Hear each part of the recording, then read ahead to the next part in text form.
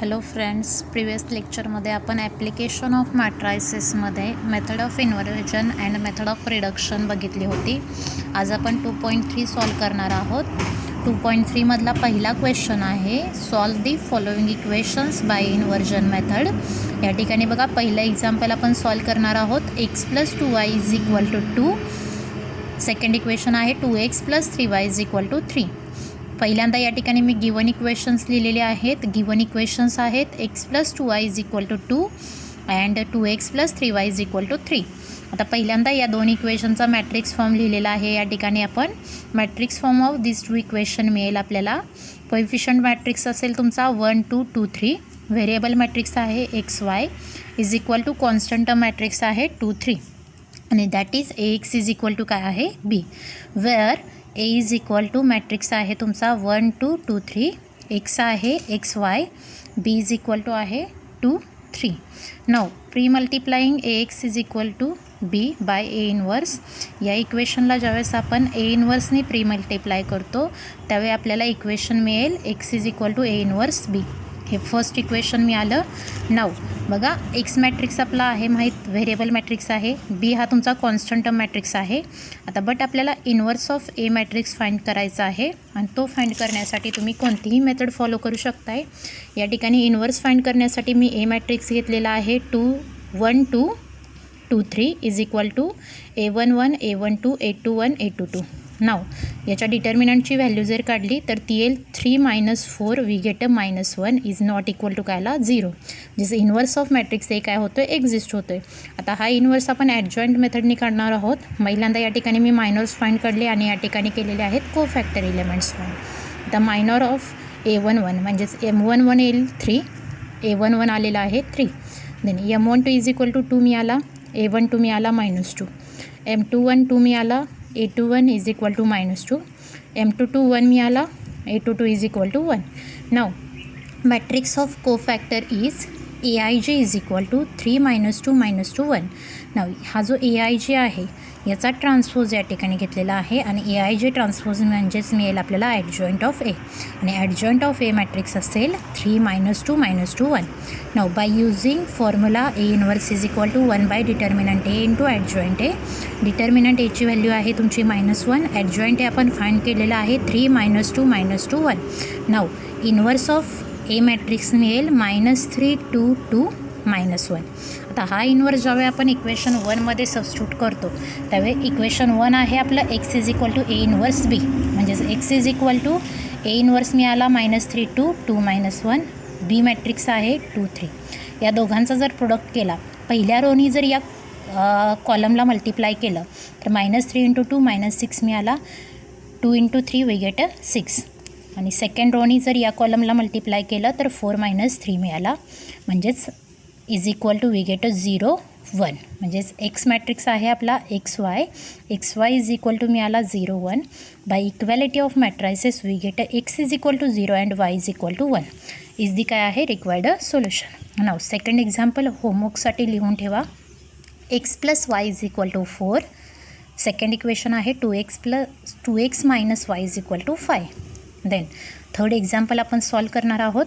Third example आहे 2x + 6y = 8, x + 3y = 5. पहिल्यांदा या ठिकाणी मी गिवन इक्वेशन्स लिहिलेत. गिवन इक्वेशन्स आहेत बघा, 2x + 6y = 8. सेकंड इक्वेशन आहे x + 3y = 5. Now matrix form of this equation is coefficient matrix आहे तुमचा 2 6 1 3. व्हेरिएबल मॅट्रिक्स आहे xy, constant term = constant term matrix लिहिला 8 5 and that is ax = b, where a 2 6 1 3 आहे, x आहे xy, b = 8 5. नाव हे जे equation आहे याला आपल्याला काय करावं लागतं, प्री मल्टिप्लाइंग बाय ए इन्व्हर्स. आणि ज्यावेळी या इक्वेशनला आपण प्री मल्टिप्लाय करतो त्यावेळी आपल्याला इक्वेशन मिळेल x = a इन्व्हर्स b आणि this is equation number first. Now आपल्याला आता ए इन्व्हर्स फाइंड करायचं आहे. बघा, to find A inverse here A matrix घेतलेला आहे आपण 2 6 1 3. Now determinant of A = determinant 2 6 1 3. या डिटर्मिनंटचं एक्सपान्शन येईल 6 - 6 वी गेट 0. आणि डिटर्मिनंट एची व्हॅल्यू काय मिळाली 0. म्हणजे ए हा जो मॅट्रिक्स आहे तो काय मिळाला आपल्याला singular. That means inverse of this matrix does not exist. म्हणजे या ठिकाणी जी 2 इक्वेशन आपल्याला दिलेले आहेत ती इक्वेशन तुमची काय आहेत तर सॉल्वेबल नाहीत. म्हणजेच hence the given equation can not be solved. Now question number 2 बघा. आता क्वेश्चन नंबर 2 आहे solve the following equations by the reduction method. या ठिकाणी पहिलं एक्झाम्पल आपण घेतलेलं आहे 2x + y = 5, 3x + 5y = -3. पहिल्यांदा या ठिकाणी मी गिवन इक्वेशन्स लिहिली 2x + y = 5, 3x + 5y = -3. Now matrix form of this equation येईल. मॅट्रिक्स फॉर्म येईल कोइफिशियंट मॅट्रिक्स असेल तुमचा 2 1 3 5. व्हेरिएबल मॅट्रिक्स आहे xy = कॉन्स्टंट मॅट्रिक्स आहे 5 -3. आता बघा रिडक्शन मेथडची प्रोसिजर देताना तुम्हाला काय सांगितलेलं होतं मी या मॅट्रिक्सचं रिडक्शन हे काय करावं लागतं तुम्हाला अप्पर किंवा लोअर ट्रायंग्युलरमध्ये. बट हा जर मॅट्रिक्स तुमचा 2x2 ऑर्डरचा असेल तर या ठिकाणी तुम्ही या 4पैकी कोणताही एक इलेमेंट 0 केला तरी चालेल. जो इलेमेंट 0 करायला तुम्हाला सुटेबल वाटेल तो इलेमेंट तुम्ही काय करू शकताय 0 करू शकताय, पण फक्त 2x2 ऑर्डरमध्ये. ओके. आता बघा या ठिकाणी मी काय करते हा 5 जो इलेमेंट आहे तो काय करणार आहे 0. आणि हा 0 करण्यासाठी ही रो जर मी 5 टाइम्स यातून वजा केली तर हा इलेमेंट काय होईल 0. म्हणजेच R2 चेंज केली R2 - 5 times R1 we get first row as it is असेल 2 1. सेकंड रो बघा 3 - 10 वी गेट -7. 5 - 5 0 मिळाला. व्हेरिएबल मॅट्रिक्सवर कुठलाही चेंज करायचा नाही. XY ॲज इट इज लिहिला = पहिला इलेमेंट तर 5 असेल याच्यातून -3 - 25 we get -28. The product of this 2 matrices काय येईल बघा.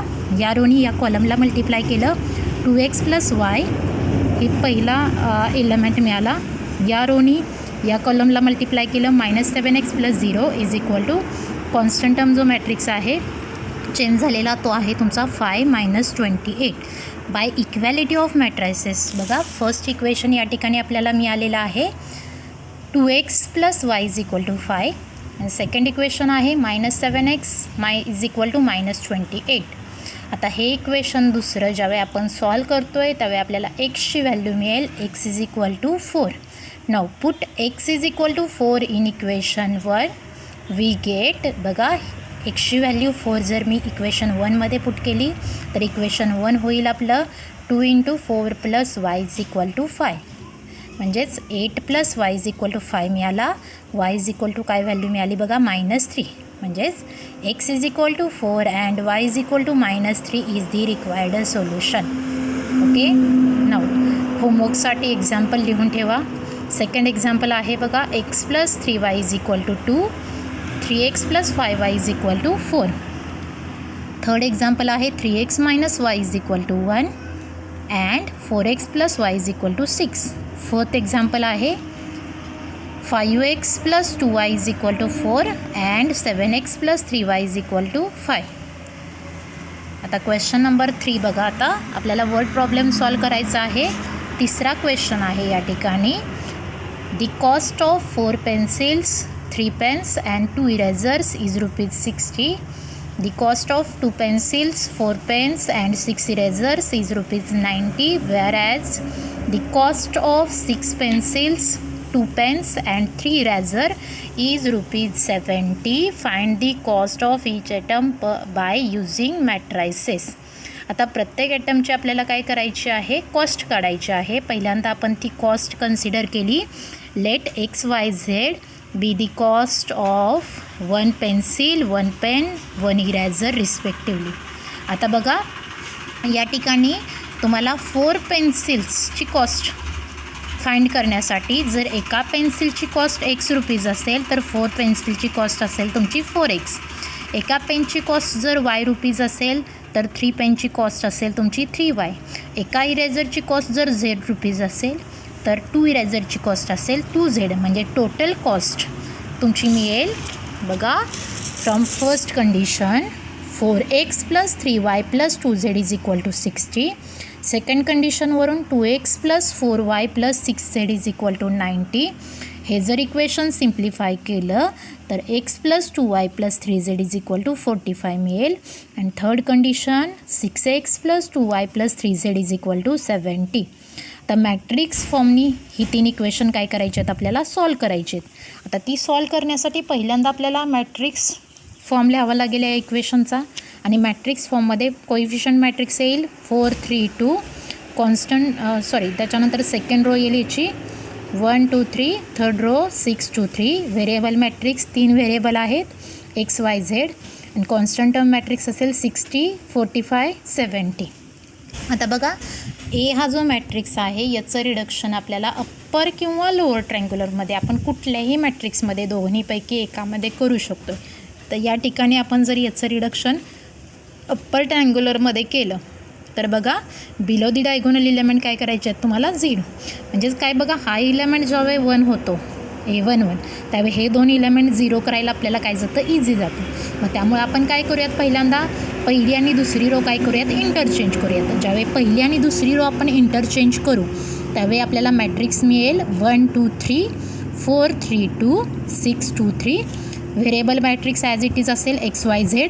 तेच ट्रान्सफॉर्मेशन जर कॉन्स्टंट मॅट्रिक्सवर केलं तर 45 60 70. हे इक्वेशन मिळालं 9. आता आपल्याला हे 2 इलेमेंट काय करायचे आहेत 0 करायचे आहेत. हे 0 करण्यासाठी बघा याच्यातून मी हिरो 4 टाइम्स वजा केली आणि याच्यातून हिरो 6 टाइम वजा केली तर हे बोथ इलेमेंट आपले काय होतील 0 होतील. म्हणजेच ऑपरेशन ॲप्लाय केलं by R2 change R2 - 4 times R1 and R3 change R3 - 6 times R1. म्हणजेच पहिली रो ॲज इट इज असेल तुमची 1 2 3. दुसऱ्या रोतून 4 टाइम्स पहिली रो जर वजा केली तर बघा 4 - 4 वी गेट 0. त्याच्यानंतर याला जर 4नी मल्टिप्लाय केलं तर 5 - 8 वी गेट 3 - 8 काय मिळेल -5. याला जर आपण 4नी मल्टिप्लाय केलं तर हा 4 3 जा 12 होईल. 2 - 12 वी गेट -10. आता ही रो बघा त्याच्यानंतर हा जो इलेमेंट आहे तो आपला काय मिळेल बघा 60 - 4 टाइम्स 45 म्हणजेच काय झाला 180. 60 - 180 आपल्याला मिळेल -120. देन तिसरी रो आपली चेंज होईल 0 - 10 - 15 आणि हा इलेमेंट होईल -200. आता बघा हे 2 तर इलेमेंट 0 झाले. आता हा एक इलेमेंट आपल्याला काय करायचं आहे 0. आता हा 0 करण्यासाठी बघा या रोमध्ये या रोला जर मी -2नी मल्टिप्लाय केलं तर हा इलेमेंट होईल तुमचा 10. या दोघांची जर सम केली तर हा इलेमेंट तुमचा काय होईल 0. म्हणजेच काय केलं बघा R3 चेंज केला R3 - 2 टाइम्स R2. म्हणजेच वी गेट अ मॅट्रिक्स. पहिला जो रो आहे ॲज इट इज लिहिला 1 2 3. दुसरी रो पण ॲज इट इज असेल 0 - 5 - 10 आणि तिसरी रो होईल आपली 0 0 5. x y z as it is 45 - 120 40. याचं एचं रिडक्शन काय केलं आपण अप्पर ट्रँग्युलरमध्ये. आणि हे ज्यावेळेस अप्परमध्ये होतं त्यावेळी या 2 मॅट्रिक्सचा काय करावं लागतो आपल्याला प्रोडक्ट ऑफ दिस 2 मॅट्रायसेस बघा काय मिळेल या ठिकाणी आपल्याला x + 2y + 3z. सेकंड रोनी मल्टिप्लाय केलं व्हेरिएबल मॅट्रिक्सला -5x - 10z. आता तिसऱ्या रोनी व्हेरिएबल मॅट्रिक्सला मल्टिप्लाय केलं 5z मिळाला इज इक्वल टू मॅट्रिक्स असेल 45 - 120 40. Now by equality of matrices या ठिकाणी बघा आपल्याला 3 इक्वेशन्स मिळतील. पहिलं इक्वेशन असेल x + 2y + 3z = 45. दुसरे इक्वेशन असेल -5y - 10z = -120. 5z = 40. नाव तिसरे इक्वेशन ज्यावेळी आपण सॉल्व करतो त्यावेळी झेडची व्हॅल्यू मिळेल आपल्याला z = 8. नाव ही झेडची व्हॅल्यू आपल्याला काय करायची आहे दुसऱ्या इक्वेशनमध्ये पुट करायची आहे. Put z = 8 in equation number 2 we get -5y - 10 × 8 = 120. -5y - 80 = -120. therefore -5y = -40. म्हणजेच yची व्हॅल्यू काय मिळाली आपल्याला 8. म्हणजेच put y = 8 and z = 8 in equation 1. Equation 1 काय मिळेल बघा x + 16 + 24 = 45. x + 40 = 45 मिळाला. therefore x = 45 - 40 we get 5. म्हणजेच काय बघा एक्सची व्हॅल्यू आपल्याला मिळाली 5, वायची 8 आणि झेडची काय मिळाली 8. म्हणजेच the cost of one pencil is ₹5 मिळाली, cost of one pen is ₹8 and the cost of one eraser is काय मिळाली 8. ओके. देन वर्ड प्रॉब्लेममधलं सेकंड एक्झाम्पल जे आहे ते होमवर्कसाठी लिहून ठेवा. बघा सेकंड एक्झाम्पल आहे, if 3 numbers are added, their sum is 2.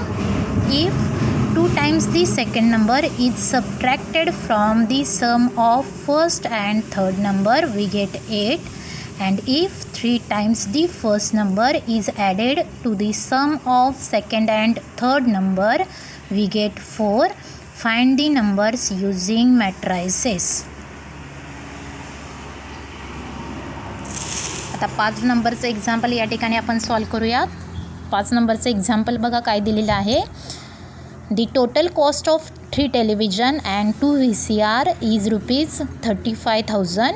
The shopkeeper wants profit of ₹1,000 per television and ₹500 per VCR. He can sell 2 television and 1 VCR and he gets the total revenue as ₹21,500. Find the cost and selling price of a television and VCR. आता बघा या ठिकाणी पहिल्यांदा आपल्याला एका television आणि एका VCRची cost consider करावी लागेल. ती कॉस्ट आपण एक्स आणि वाय कन्सिडर केली. म्हणजेच बघा, let the cost of television and VCR be x and y respectively. नाव बघा, फ्रॉम फर्स्ट कंडिशन, पहिल्या कंडिशनमध्ये बघा, ज्यावेळी आपली 3 टेलिव्हिजन आणि 2 VCRची टोटल कॉस्ट या ठिकाणी दिलेली आहे 35,000.